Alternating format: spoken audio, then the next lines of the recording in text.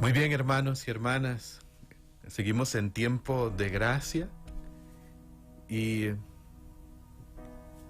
hoy caminando hacia Pentecostés, el Espíritu Santo, en quien hemos enfocado nuestra oración en esta noche y palpamos su presencia real, evidente, poderosa, amorosa. El Espíritu Santo es el gran protagonista de la historia. En el Génesis capítulo 1 versículo 2 leemos que Él al principio se movía sobre las aguas, es decir, ahí estaba su acción creadora. Hasta el último libro de la Sagrada Escritura, Apocalipsis, en el capítulo 22, versículo 17, nos dice el autor sagrado, movido por el Espíritu Santo: todo el que tenga sed, que venga y reciba gratis del agua de la vida, que es el Espíritu Santo, principio de todas las cosas. Y podríamos decir que el Génesis, en la creación, podríamos utilizar esta palabra, aunque Pentecostés propiamente significa 50 días después de la Pascua, pero podríamos decir que en el Génesis hay una efusión, una acción del Espíritu Santo, un Pentecostés creacional. Y leemos en el Génesis, en el capítulo 2, cuando Dios crea al hombre, al ser humano, y sopla sobre él aliento de vida. Precisamente cuando hablamos del Espíritu Santo, en hebreo, ruaf, esta palabra, soplo, aliento. Pero fíjense que en este Génesis, podríamos decir, en esa efusión del Espíritu creadora sobre Adán y Eva, se da como en el contexto del inicio de la creación en aquella primer familia, Adán y Eva. Dios que crea la familia. Al principio crea Dios al hombre y a la mujer, dice Génesis 1, 26, 27, a su imagen y semejanza, hombre y mujer los creó. Y sopló sobre ellos su espíritu, aliento de vida. Sabemos lo que pasó después, en el capítulo 3 del Génesis, cuando se ceden a la tentación del demonio y entra el pecado y se rompe esa comunión con Dios. Y pues en el transcurso de la historia, Dios fue hablando, Dios fue revelándose, Dios fue buscando al hombre, siempre hablándole de diversas maneras, como dice la carta a los Hebreos en el capítulo 1, versículo 1, y con los profetas prometió que un día derramaría su espíritu sobre toda carne, sobre toda la humanidad, dice a través del profeta Joel, en el capítulo 3, versículo 1 y 2, para citar uno de los profetas del Antiguo Testamento. Pero son muchas las citas al respecto, porque pues en el Antiguo Testamento Dios daba su espíritu no sobre todos, sino sobre algunos escogidos, elegidos. Pero prometió que su espíritu lo derramaría, lo donaría sobre toda la humanidad en un tiempo de plenitud. Por eso, cuando Jesús habla del Espíritu Santo en Lucas 24:49, se refiere a Él como la promesa del Padre. Y poco antes de ascender, ya Jesús resucitado, de ascender al Padre, 10 días antes de Pentecostés, 40 días después de la resurrección, le dijo a los suyos en Lucas 24:49, no se muevan de Jerusalén, permanezcan en Jerusalén hasta que se cumpla la promesa del Padre y sean revestidos del poder de lo alto. Y sabemos que esto ocurre en el capítulo 2, versículo 1 en adelante del libro de los Hechos de los Apóstoles, que nos narra ese primer Pentecostés que también llamamos Pentecostés fundante. Ahí la iglesia inicia su acción, su misión evangelizadora con el empuje del Espíritu. Y desde ahí generalmente leemos, sí, ese primer Pentecostés. Pero fíjense que en San Lucas, que es el mismo autor del libro de los Hechos de los Apóstoles, el primer Pentecostés, antes que sucede en el contexto de una familia, de la familia de Nazaret, María, José y Jesús. Recuerdan en Mateo capítulo 1, versículos 19 y 20 que José, al enterarse de que María está encinta, está embarazada, estando ya desposada con él, José decide repudiarla en secreto, pero un ángel vino en sueños y le dice de parte de Dios: José, el niño que espera María es obra del Espíritu Santo. Y en el capítulo 1 de San Lucas, en el versículo 26 al 38, este texto tan conocido que llamamos la Anunciación, cuando el ángel se presenta a María y pues le manifiesta la voluntad del proyecto de Dios. Y recuerdan que María pregunta en el versículo 34, ¿cómo será esto? Pues no conozco varón. Y el ángel le responde, versículo 35 del capítulo 1 de Lucas: el Espíritu Santo vendrá sobre ti y el poder del Altísimo te cubrirá con su sombra. Este texto de San Lucas, capítulo 1, versículo 26 en adelante, prácticamente incluso los teólogos le llaman proto-Pentecostés. Es decir, el primer Pentecostés. María como que recibe un Pentecostés anticipado. E incluso lo suscita también cuando visita a su prima Santa Isabel, que ante su saludo queda llena del Espíritu Santo, y el niño en su vientre, Juan Bautista, que era su familia más cercana. Y esto me llama la atención, que el primer ambiente de Pentecostés en el Antiguo Testamento, podríamos decir, de acción del Espíritu, no fue el templo de Jerusalén, fue la familia creada por Dios desde el principio, en Adán y Eva, sobre quienes sopla su aliento, su espíritu. El primer ambiente de Pentecostés, me atrevo a decir, en el Nuevo Testamento, más que el aposento alto con Pedro y los apóstoles, es la familia de Nazaret. Como si nos dijera esto algo muy importante.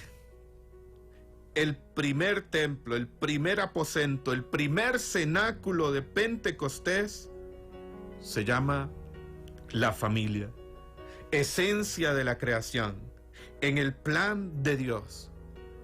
Y yo creo que hoy es vital, más aún en el contexto que estamos viviendo, es vital el papel del Espíritu Santo en la renovación de la iglesia a través de la familia. Por años, desde San Juan 23, quien convoca el Concilio Vaticano II, la iglesia pide constantemente: Señor, renueva en nuestros tiempos. Oró San Juan 23 convocando el Concilio Vaticano II, los prodigios de un nuevo Pentecostés. Y desde ahí es su súplica constante, un nuevo Pentecostés. Y yo creo que ese nuevo Pentecostés ya está entre nosotros. Y es cuestión de conectarnos con el Kairos, con el tiempo de Dios, el ahora de Dios entre nosotros. Es lo que nos dice el profeta Isaías en el capítulo 43, versículo 19. He aquí, yo hago nuevas todas las cosas. Ya lo estoy haciendo, ya está en marcha. ¿No lo notan? ¿No se dan cuenta? Dice el Señor en forma de pregunta en Isaías 43, 19. Yo creo que ya hay un nuevo Pentecostés entre nosotros. Siempre lo ha habido desde el primero. Pero es necesario abrirnos a Él. En la iglesia que dice la exhortación del Papa Francisco, alegría del amor, en el numeral 87, la iglesia, me encanta cómo le llama acá, es familia de familias. La familia es un bien para la iglesia y la iglesia es un bien para la familia. Es tiempo de hacer de cada familia una hoguera de amor por la fuerza del Espíritu Santo. Y si las familias se convierten en hogueras de amor por la fuerza del Espíritu Santo, tengámoslo seguro, el fuego del Espíritu incendiará el mundo entero, porque salvando la familia, salvamos el mundo. Y pues en este Pentecostés, qué importante sería esta semana que tenga un lenguaje sobre la familia, en el contexto de lo que estamos viviendo hoy en nuestra sociedad. Y para nadie es un secreto, ¿no? Ya lo que ha sucedido en nuestro país. Es tiempo de hacer de cada familia, con la fuerza del Espíritu Santo, una hoguera de amor. En estos tiempos de cuarentena, estando en casa, vi una imagen que me llamó mucho la atención, donde está Dios y el diablo sentados en una mesa.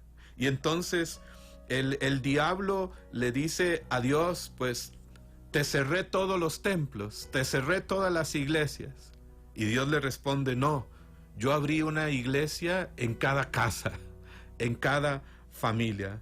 Bueno, eso es posible realmente por la fuerza del Espíritu Santo, porque no hay iglesia sin Pentecostés, y la familia está llamada a ser ese cenáculo especial, ese aposento único. Fíjense lo que dice la alegría del amor en el numeral 315, esta exhortación sobre la familia y el amor.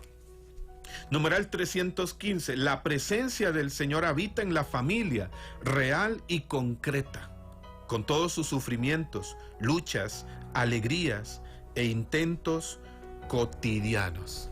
De manera que nos afirma el Papa Francisco, la presencia del Señor habita en la familia real y concreta. Qué hermoso poder reunirse, si estás ahí con tu esposo, si estás ahí con un familiar, y poder decir, ven Espíritu Santo, y haz de nuestra familia hoguera de tu amor. Que tu presencia habite en nuestra casa, que tu presencia habite en nuestro hogar. Y esta palabra es hermosa, la palabra hoguera. Fíjense que viene del latín focaria, que significa fuego, que emana del sustantivo focus, que puede traducirse como hogar y fuego. La palabra hoguera tiene que ver con hogar, desde su origen o raíz etimológica, desde el latín. Y cuando pensamos en una hoguera, es sabido como alrededor de las hogueras, o también llamadas fogatas, pues se acampaba o se acampa para obtener luz y calor. Y desde tiempos antiguos la hoguera siempre es un momento donde se genera reunión alrededor. Y se contaban historias del diario vivir, donde se iban transmitiendo las tradiciones, como que acerca y reúne. Hogar, hoguera, hogar, hogueras de amor por el fuego del Espíritu Santo. Y en esta misma exhortación, más adelante en el numeral 321, nos dice el Papa Francisco acá que en la familia podemos ver la obra fecunda de Dios. Y cada uno es para el otro una permanente provocación del Espíritu. Es decir, en familia podemos provocar, suscitar Pentecostés. Y cuando hablamos de Pentecostés, les decía que generalmente las personas van al capítulo 2 del libro de los Hechos de los Apóstoles. Y como que se nos olvida que el libro de los Hechos de los Apóstoles tiene más de 20 capítulos. Y ciertamente es el primer Pentecostés, es el Pentecostés que se le llama Pentecostés fundante. Pero es el primero de muchos. Incluso el libro de los Hechos de los Apóstoles narra varios Pentecostés. Yo quisiera ir rápidamente al capítulo 16 del libro de los Hechos de los Apóstoles, y en los minutos que tenemos desde este Pentecostés, Hechos capítulo 16, versículos 25 al 31, desde este Pentecostés en Filipo, en la cárcel de Filipo, donde aparecen Pablo y Silas, hablarles un momento sobre cómo provocar Pentecostés en familia, o más bien, qué es lo que hace el Espíritu Santo en la familia. ¿Qué es Pentecostés en familia? ¿Cómo puede suceder esto? ¿O cuáles son aquello que el Espíritu Santo quiere hacer o hace en el hogar, en la familia, las características de un Pentecostés en la familia? Dice el capítulo 16, versículos 25 al 34, que cerca de la medianoche, Pablo y Silas oraban y cantaban alabanzas a Dios, mientras los otros prisioneros escuchaban. De repente un fuerte temblor sacudió con violencia las paredes y los cimientos de la cárcel. En ese mismo instante todas las puertas de la cárcel se abrieron y las cadenas de los prisioneros se soltaron. Cuando el carcelero despertó y vio las puertas abiertas, pensó que los prisioneros se habían escapado. Sacó entonces su espada para quitarse la vida, pero Pablo le dijo: no te mates, todos estamos aquí. El carcelero pidió que le trajeran una lámpara, pidió luz y entró corriendo en la cárcel. Cuando llegó junto a Pablo y Silas, se arrodilló a sus pies y les preguntó: señores, ¿qué tengo que hacer para salvarme? Pablo y Silas le respondieron: cree en el Señor Jesús y tú y tu familia se salvarán. Pablo y Silas compartieron el mensaje del Señor con el carcelero y con todos los que estaban en su casa, su familia.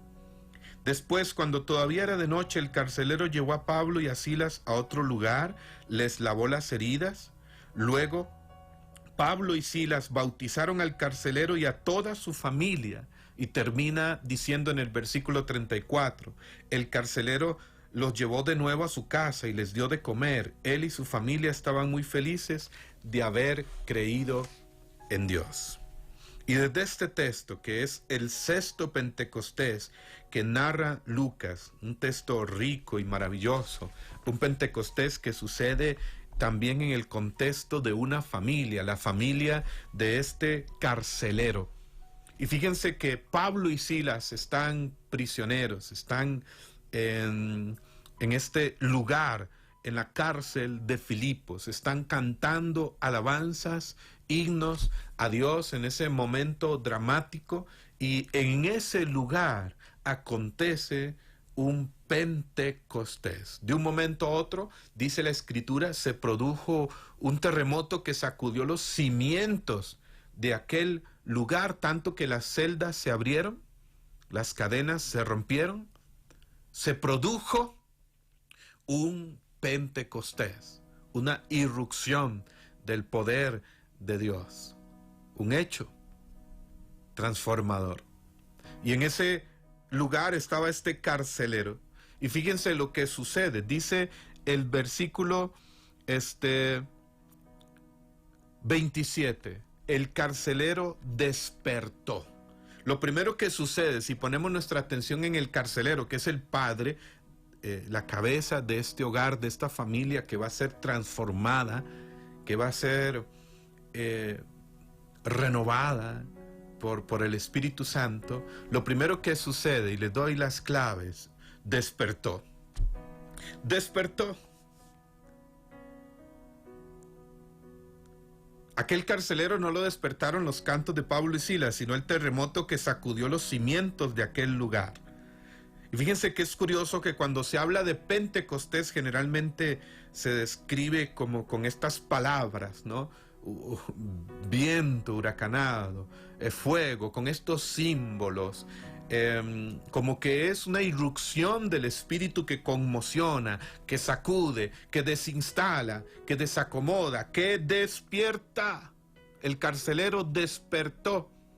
Cuando acontece Pentecostés en nuestra vida, en nuestra familia, lo primero que sucede es que hay un despertar. Hay un despertar. Se comienza a ver con claridad, a tomar conciencia de lo más importante, de lo que vale, de lo que es verdadero, permanente y de lo que realmente es vida. Lo primero que hace el Espíritu Santo cuando viene a nuestra vida es nos despierta, nos da un despertar, una nueva conciencia, nos hace ver con claridad lo que es más importante, lo que realmente vale. El carcelero despertó y seguidamente pidió luz.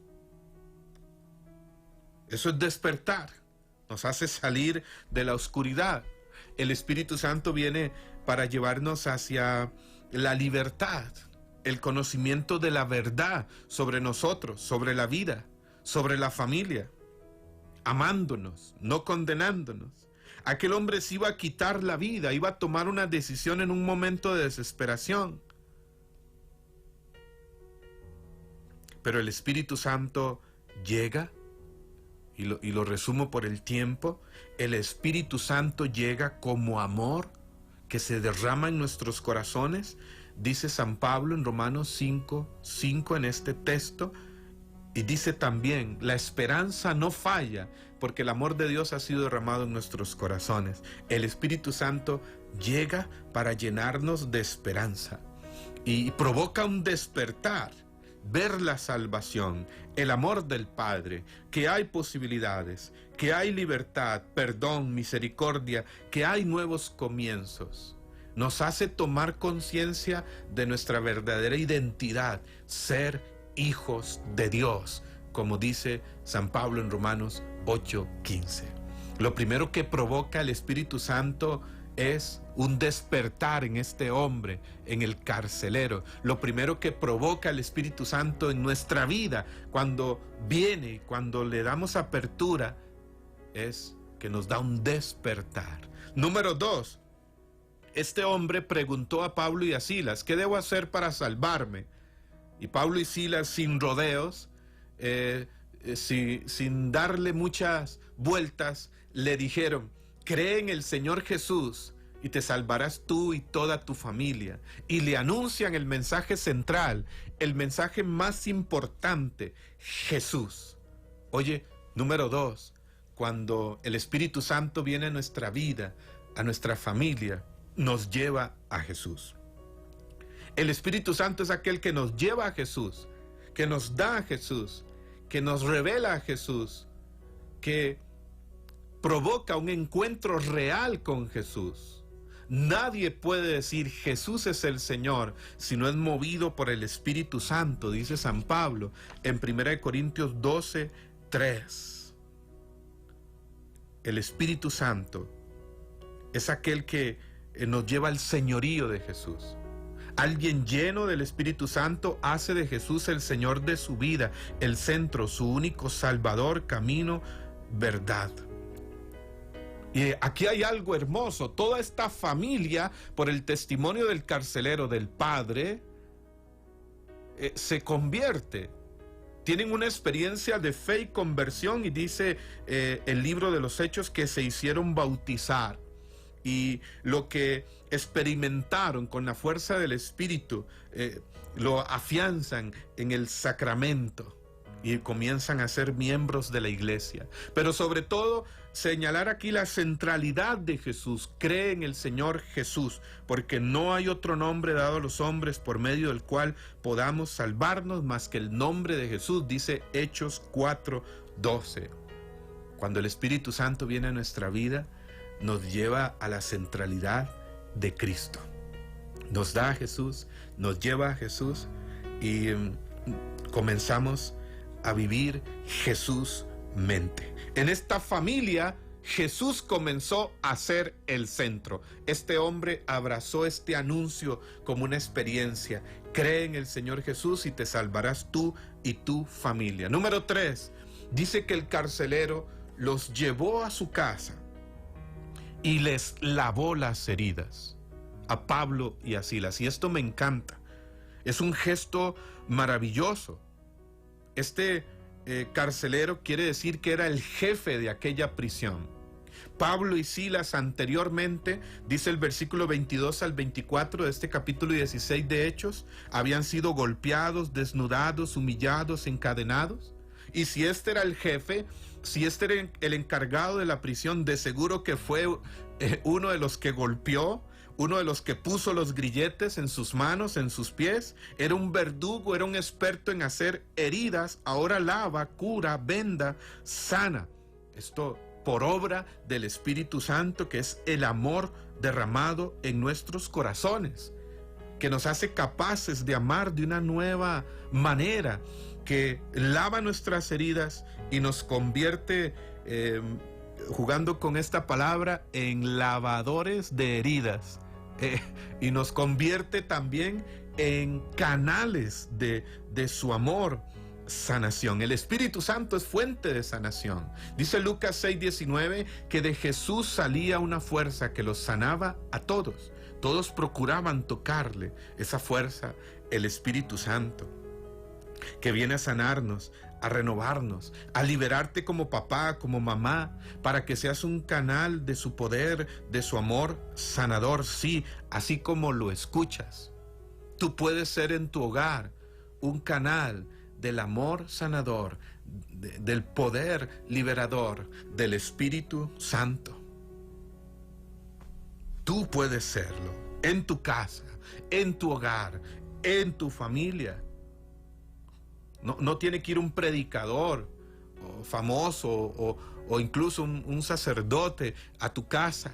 Tú, con fe, puedes ser canal de bendición en tu casa, en tu hogar, más aún en estos momentos. Ser medio del amor sanador del Espíritu Santo. Y este hombre lava las heridas. Miren, el Papa Francisco, en la exhortación Alegría del Amor, aquí en el numeral 321, me encanta cómo lo dice. Dice el Papa Francisco: en la familia, Dios nos llama a engendrar y cuidar. Por eso, la familia ha sido siempre, escuchen muy bien, el hospital más cercano. Curémonos, contengámonos y estimulémonos unos a otros y vivamos como parte de nuestra espiritualidad familiar. Esto dice el Papa Francisco. La familia está llamada a ser el hospital más cercano. Qué palabras más hermosas. El primer lugar donde podemos experimentar unidos la fuerza sanadora, liberadora del Espíritu Santo.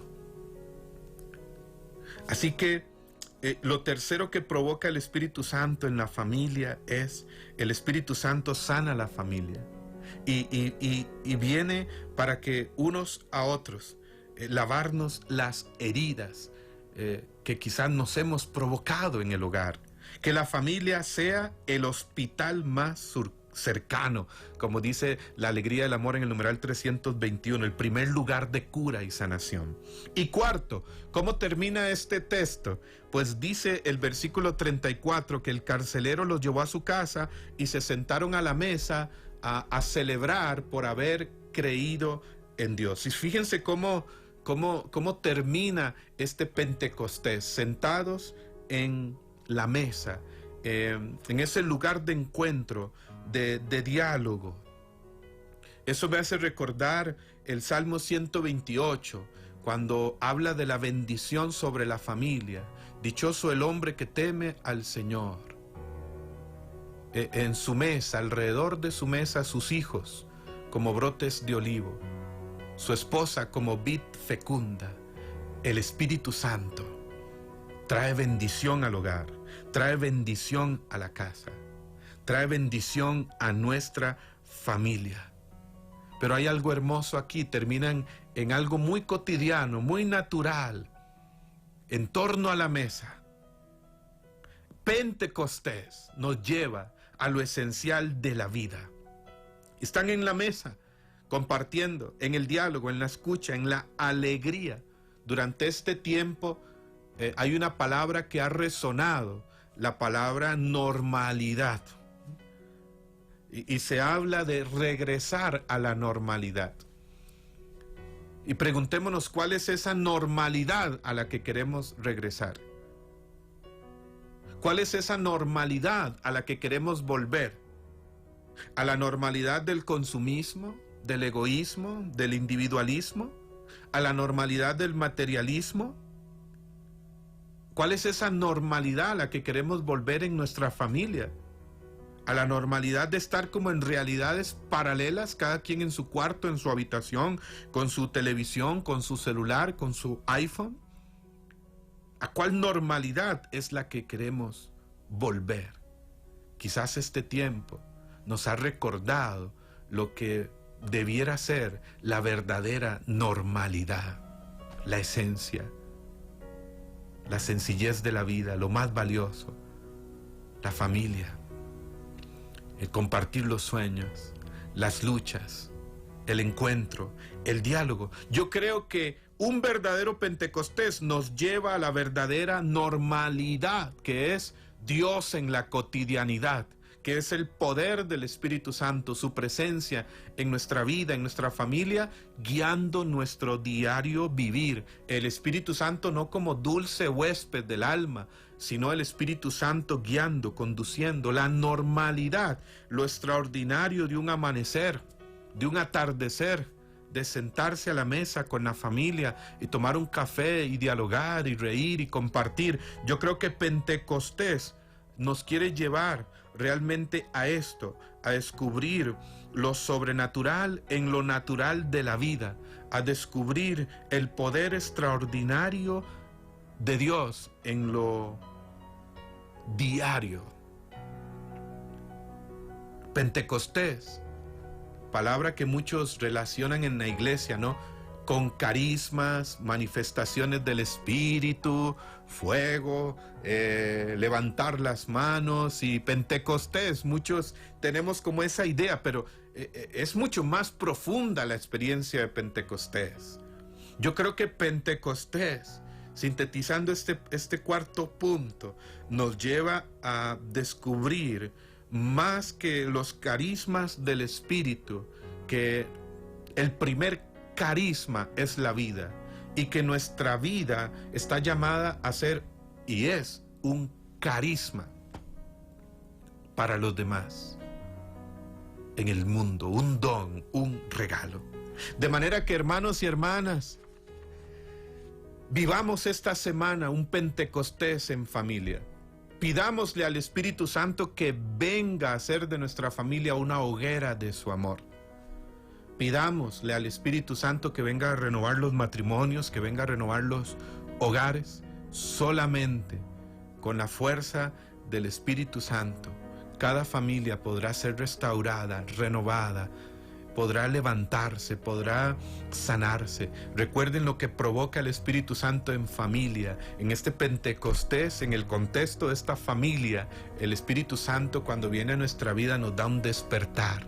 Abre nuestros ojos, nos da un despertar, nos lleva a la verdad de nosotros mismos, de la vida, de la familia, a darnos cuenta lo que vale, lo que es importante, lo que es eterno, y por lo tanto ser verdaderamente libres. Cuando el Espíritu Santo viene a nuestra familia, nos lleva a Jesús, hacemos de Jesús el centro. Cuando el Espíritu Santo viene, sana nuestras heridas y nos hace capaces de ser canales de amor, de sanación, de lavar las heridas. Convierte nuestras familias en el hospital más cercano, en lugar de cura, de sanación. Y 4, cuando el Espíritu Santo viene a nuestra familia, nos llena de bendición y nos lleva a lo esencial, a la verdadera normalidad, y nos lleva a descubrir el hogar, tu mamá, tu papá, tus hermanos, hermanas, tu esposa, tu esposo,